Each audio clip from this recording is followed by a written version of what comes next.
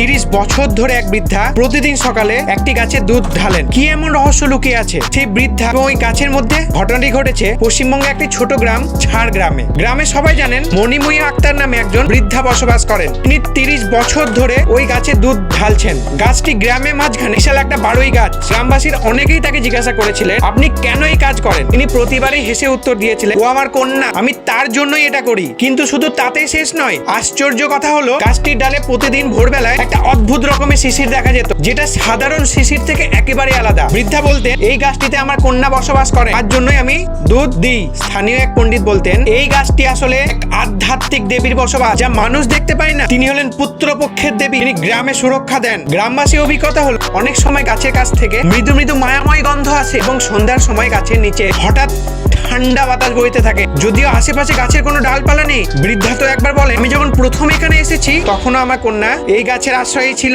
সে আজ মানুষ নয়, গাছের আত্মায় রূপান্তরিত হয়েছে। দুধ ঢাললে সে শক্তি পায়, আর গ্রামের মানুষও নিরাপদে থাকে। গ্রামে যে কেউ সমস্যায় পড়লে সে এই গাছে দুধ ঢেলে প্রার্থনা করে শান্তি পায়। কেউ কেউ আবার বলে, এই গাছে একবার আগুন লেগে গেলে দুধ ঢালার পরেই গাছ আগুন থেকে রক্ষা পেয়েছিল। 30 বছর পেরিয়ে গেলেও সেই বৃদ্ধা প্রতিদিন না ভুলে সকালবেলায় প্রত্যহ দুধ ঢালেন। মানুষ আর প্রকৃতির মধ্যে এই রূপকথার বন্ধনই আধ্যাত্মিকতার প্রকৃত রহস্য। কখনো কখনো এক কাপ দুধেও লুকিয়ে থাকে জীবনের মহৎ সুরক্ষা।